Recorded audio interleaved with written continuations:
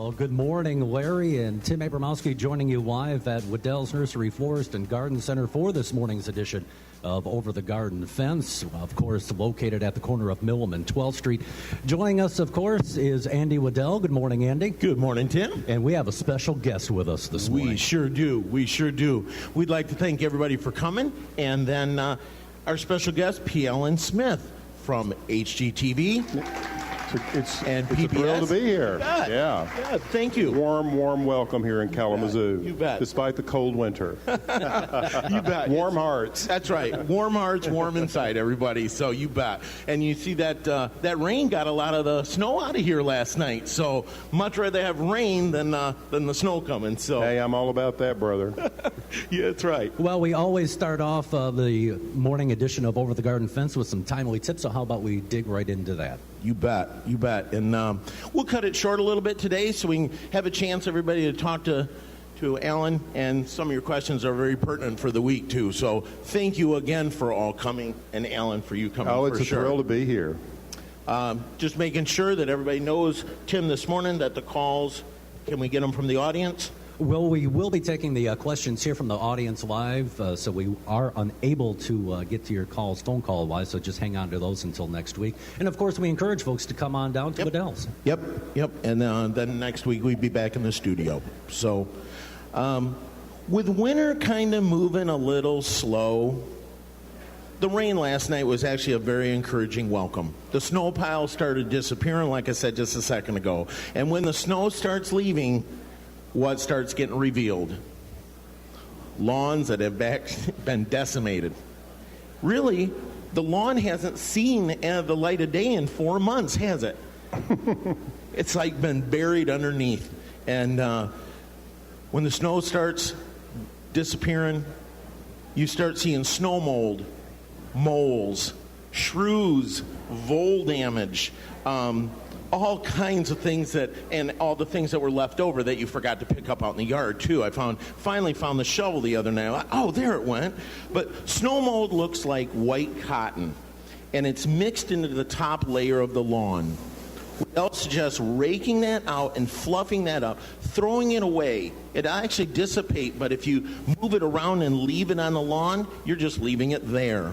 We'd suggest right now, even in the cold, to do an application of Daconel, and then fluffing it up, putting a light application of fertilizer and a little grass seed on it. The application then will be many weeks before you guys have to really dig in and do your first application on your lawn. So have you spelled your name with grass seed in your lawn before? Like Andy with seed? We did fertilizer on Portage Northern Hill facing I-94 years ago. My brother did that once, but he misspelled his name. That's another problem in the family. We struggle with illiteracy. Yes. Portage Northern allowed us to, even though I didn't graduate, put our year that we graduated. So we did a huge 82 in it out by the highway. So not vandalism. We did a benefit to the hill there. There you go. Eco-vandalism. Right. Having fun with fertilizer. That's right. Yeah. Anybody got moles in the yard right now? Probably don't even know. How do you deal with those, Andy? Yeah. George had said he is surrounded by country where he lives. Right. And his yard is mole-free right now. Oh. So you end up using Repellex. And send the moles over to your neighbor's yard. Send the moles over to your neighbors. That's the idea. Yep. You don't have the moles. You can't get rid of them. Get them packing, headed to the neighbor. Yep. Right. A little suitcase with Repellex inside. Yep.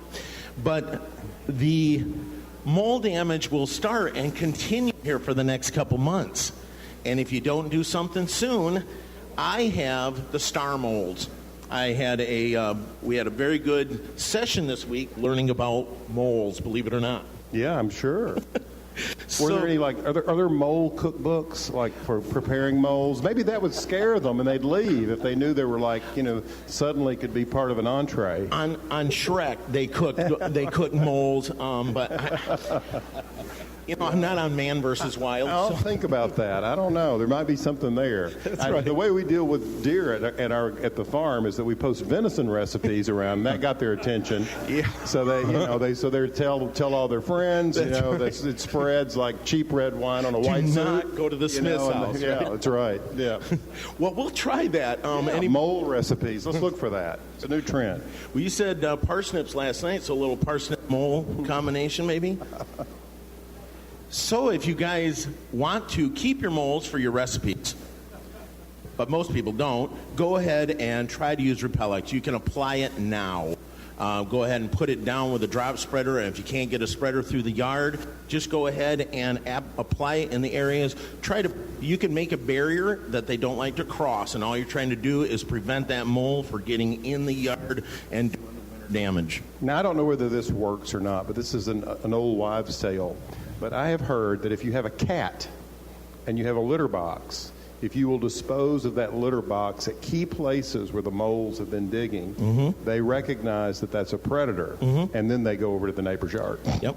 So it's good to have a neighbor that doesn't have a cat. It's based on scents. Yeah, there you go. It is. So like for deer, we have predator urines that we sell. Coyote. I've always wondered how they extract that. Yeah, that would be not too much information. Yeah, right. Yeah, and we don't need to go there. Isn't that one of the dirty job shows? I guess it would be.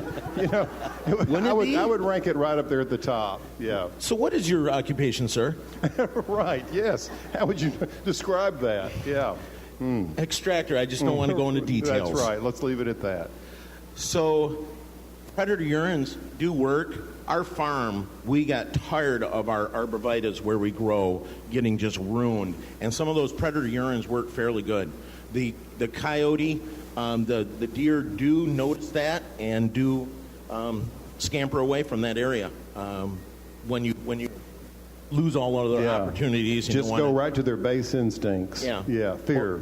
Or the venison recipes. Yeah, there you go. So, a lot of people seeing winter damage on the lawns. They're also seeing a lot of winter damage on plants. Somebody already, Alan, just this week, out of the snowbank, yanked up their plants and brought them in. Oh, really? Saying they were dead. Okay. And so we're just trying to let people know that where the snow line was, a lot of plants sticking above it, like a rhododendron or Pieris japonica or holly was what they brought in.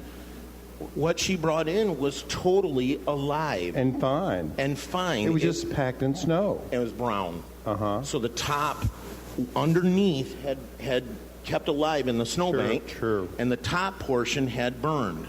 Now, all you have to do is give the plant a chance. If it's rooted in and it's 2 and 3 years old plus, it's going to be fine. Yes, I've lost the top portion. Yes, I probably lost some of the flower on the rhododendron or the Pieris. Defoliation does not equal death. Thank you. Right. Just because it's lost its leaves doesn't mean it's dead. Yep. Yeah. So wait for Mother Nature. That's right. Let the spring push it out, and then do the pruning on We that. defoliate, you know. I mean, I have an uncle who lost all his hair, and he's still alive. So, see, you just have to follow that sort of metaphor. Right. That's right. I need to defoliate a couple pounds. How do you do? Okay, right. So lesson learned. That's right. That's right. So if you have things like the holly, the Pieris, azaleas took a beating this winter, I think they're going to be fine. They will be. We'll remain hopeful. I think the issue is be patient. Let spring take off and get them a chance to bud out.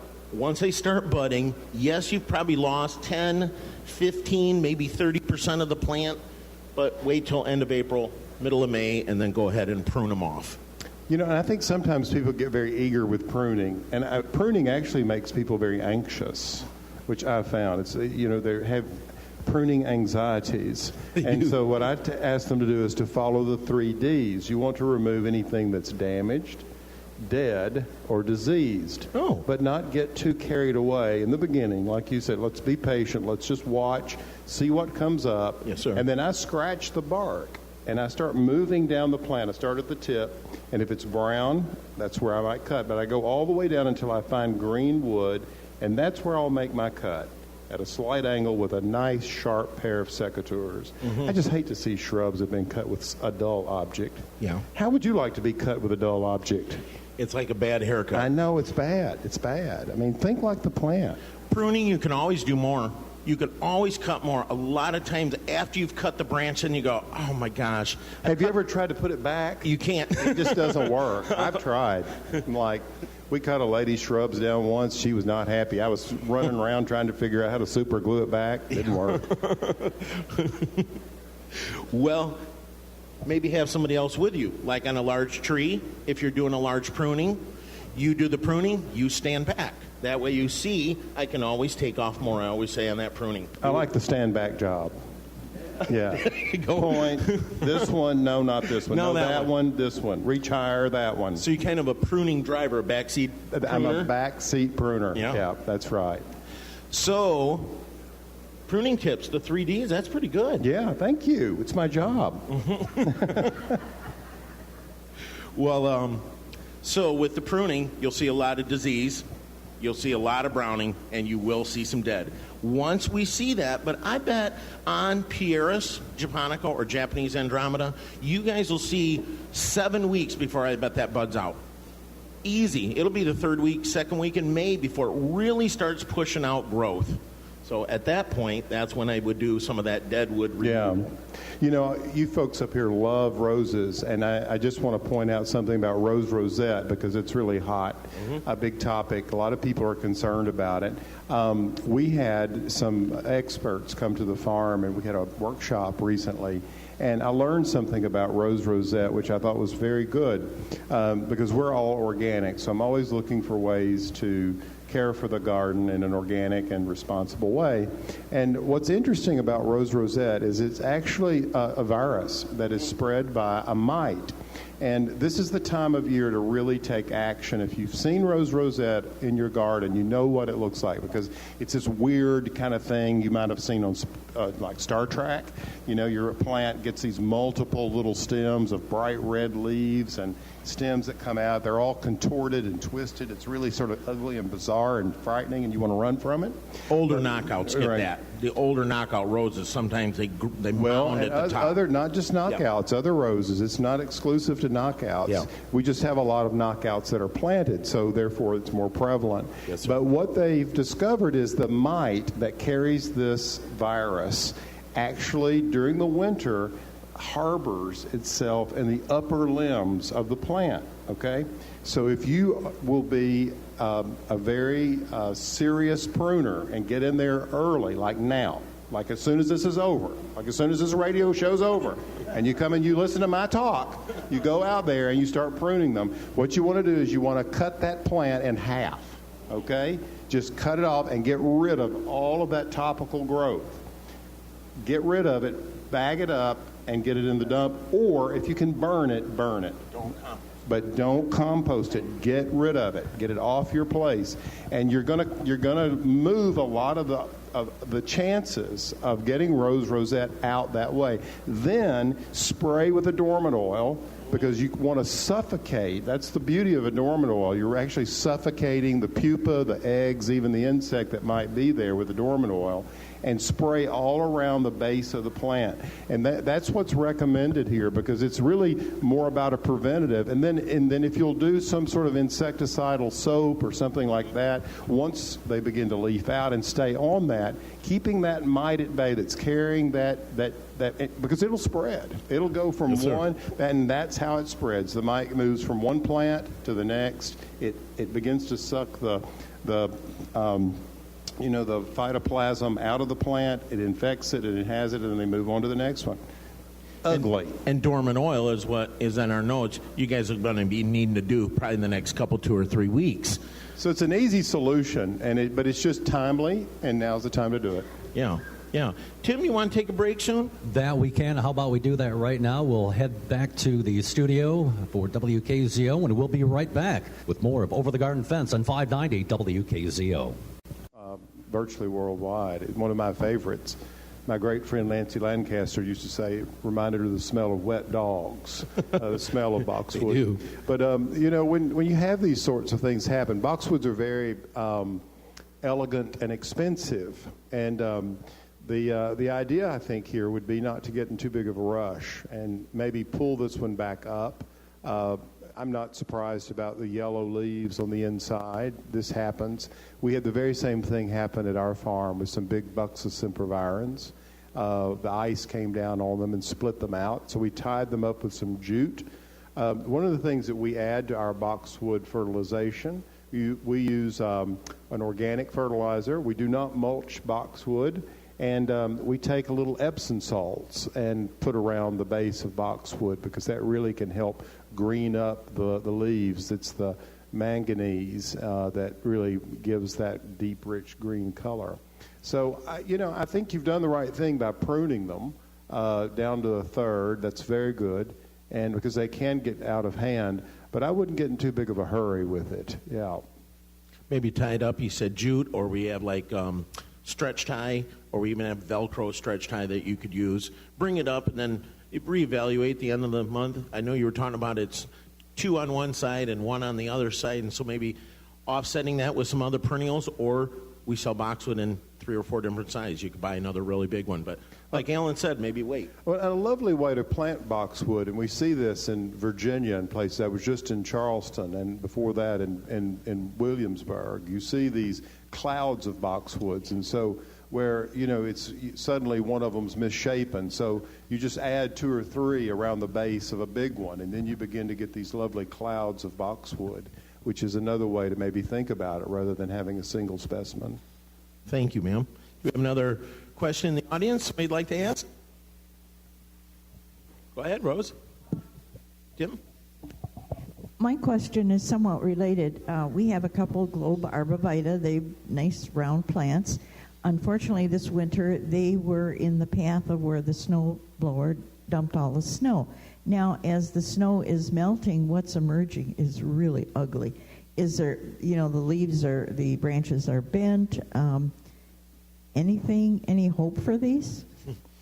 There is. Very similar to the boxwood.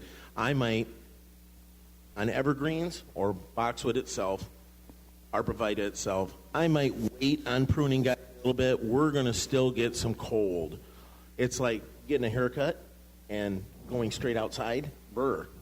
So I might hold off on the pruning. Let's see if we can get that plant maybe brought up a little bit, ma'am, and get it tighter, stretch tie, maybe do a feeding, he had suggested.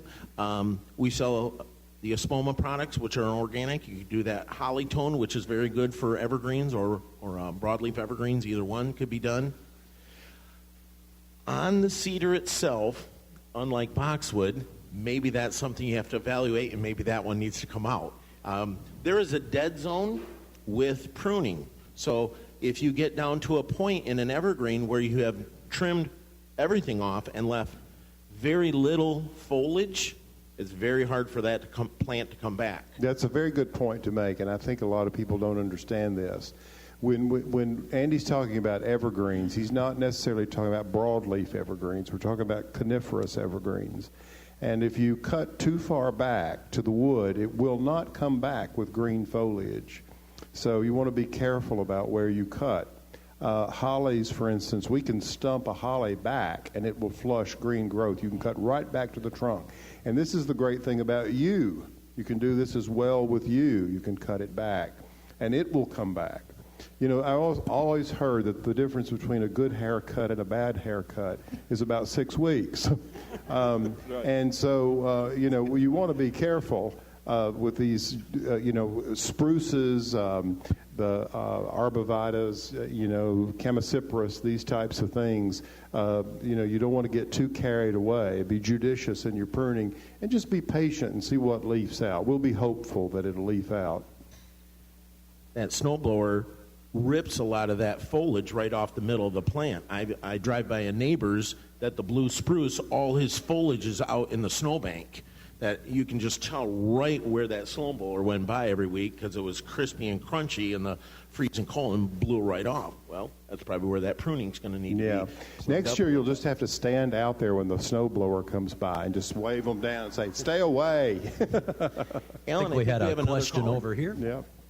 I have 2 questions about hydrangeas. I have one that dies all the way back, and it's never bloomed. The second question is I have a friend that wants to know how to trim her hydrangea. So, Well, Andy, you want to go or you want me to go? All right. So it depends on the kind of hydrangea that you're growing. For instance, let's take one called Incredibel. It's a beautiful proven winners type. This is Hydrangea arborescens, which is a native. You've seen it. It's also called Annabelle. And this is one that blooms on new wood. Okay, so you can cut it all the way to the ground, or we cut ours down to about 10 inches, and then suddenly these stems come up, and on the ends of those you get these beautiful white blooms, all right? Then if you look at some of the macrophyllus, Hydrangea macrophylla, which are the big mop-head hydrangeas, or even the lace-cap hydrangeas, what you want to do is you want to be careful. I only go back and cut, as I said earlier, start at the tip and work my way down, scratching the bark to see where it's brown. And when it's suddenly green, there's where I make a cut with an outwardly facing bud, because I want that plant to grow out, not into itself. But don't cut any of those, don't do a deep cut on those, because at the ends of those buds, that's where your flower is going to be, on those, okay? Got it? Now, the next group of hydrangea, let's go ahead and make this really confusing, is the panicle hydrangeas, Hydrangea paniculata. So, do you all know Limelight? Have you grown Limelight, which is a beautiful PG-type hydrangea? And that's one that you can just prune just about any time of the year. It's very forgiving. We just let ours go berserk, and so I hardly ever prune those, and they're really fantastic to have around. I hope that answers your question. Yeah. So on the flowering aspect, he is definitely right. On the macrophyllias, that's what I think a lot of people have the problem getting them to flower. Paniculatas and the Annabelle seem to be more tried and true. They tend to flower every year. Oh, new wood. New wood. Right. So the macrophyllias in Michigan, I suggest, Wedel suggests mulching them heavy, because the bud unions sometimes burn off. Oh, because it gets so cold. It gets so cold. And so the roots are zone 5, but sometimes the top is zone 6, meaning there's too much kill. And so then you have thank you very kindly. And so then you have a point where mulching will allow that bud to overwinter. Number 2, macrophyllias, they're working with Alan. And so a lot of times proven winners, ma'am, are finding ones that bloom on old wood and new wood, but traditionally they only bloom down old wood. So you prune the wrong time of year, you prune off all your flower. That's what a lot of people are having problems with. So that's why they work harder and harder with some of the newer varieties. It's like these people who get all, I call them neatniks. You know, everything has to be perfect in their garden. And they get out there and they prune all of their azaleas in the fall. Guess what? They just cut off all their blooms. You know, you wait until after it flowers. And so that's the thing you want to keep in mind with your macrophyllas. You want to prune, if you need to prune them back immediately after they bloom. Yes. And what I would do is wait until those flowers harden off, cut the flowers and dry them, and use them in dried flower arrangements. We don't throw anything away. If you still have a stubborn macrophylla, big leaf hydrangea, 0460 or your middle number of your NPK will allow more bud and flower development. But Alan just said azalea pruning. I've watched somebody prune rhododendron because they didn't have time in June to prune. They pruned them in July and August, but it was just the new growth coming on. But guess what? It was all the new buds coming on. They sheared all the flowers off for the next year. And that's what you kind of cherish on the rhododendron. Heartbreaking, really. It is. So, and once you see that, it's okay because you'll have the plant flush out a little better for the next year, but you just won't have the flower. There you go, Andy. That silver lining. You're always looking for that. That's right. I That's like right. you. You're a glass half full kind of guy. Listening to Over the Garden Fence on 590 WKZO with Andy Wedel and special guest P. Alan Smith. We'll take a quick break and be right back in 60 seconds on 590 WKZO. As we continue on with this morning's edition of Over the Garden Fence, joining us, of course, we're live on location at Wedel's, and our host, Andy Wedel, special guest, P. Alan Smith, and we can still have time for a quick question or two out in our audience if anyone has a question. We were talking about pruning and hydrangeas, so if somebody wants to chime in. I think it's frightened them. Pruning is very frightening. Yeah. Hydrangeas can be frightening. It's actually a very easy plant, but I'm very thankful. Again, going into proven winners, they work very hard. We've been up at 4-star greenhouses with the annuals. We have been at Walter's Gardens, Wedel's has, and we've also visited Spring Meadow Nurseries, and that's the 3 proven winner growers in the Michigan area. The hybridizing and what they've worked on is actually incredible, trying to work. Like their new hosta is Empress Wu. It's supposed to be just a fantastic new variety of large hosta that a man can hide under. Yeah. Can you imagine Empress Wu? She must have been formidable. The real Empress Wu. I wouldn't want to mess with Empress Wu. Yeah, She's right. a big girl. If you can hide under her. That's a big hosta. That's telling you. That's a big dress. You know, the container gardening is really hot, and at 11 o'clock I'm going to be doing a workshop on container gardening, and we're going to be having a lot of fun with different color combinations and things like that. One of the trends that we see is that folks are really interested, Andy, and I'm sure we've talked about this since I've been here, the interest in food. And we did a workshop last night where we did 4 recipes from my cookbook. And we're going to do recipes from my container book today. Yes, sir. But I love this idea of mixing things up, you know, and we tend to want to segregate everything, don't we? You know, annuals go here. Oh, no, that's a perennial. It goes over there. Got to have a shrub here. Oh, herbs, they go over here. But, you know, we're going to mix them up. We're going to have some fun and really mix them up because there's some beautiful herbs, there's some beautiful vegetables that really ought to be integrated with some of these annuals and flowers. And to me, that's what's really exciting. Isn't he saying it? It's very traditional, isn't it? We always all put the annuals in the whiskey barrel, in the pots. We never would want to put a perennial or a shrub in there. Oh, God, no. Yep. Can't do that. Mm-mm. But really, the times have the changed. neighbors will talk. Oh, no. Yeah. Can you imagine? It'll spread. We have a couple designers here that have kind of broke the mold, though. I like that. Yeah. It was shocking. Yeah. So we put in shrub or woody. We put in some perennial, and then we did some annual in those containers, and it really makes a nice draw. Live large, you know, step out there and take a risk. But what about those containers on that patio? You said herbs, and you're talking about cooking. Maybe that might be something they can benefit from. It's handy, is what I say. Mm-hmm. You know, I'm in the middle of cooking something, and suddenly I realize I need flat leaf Italian parsley.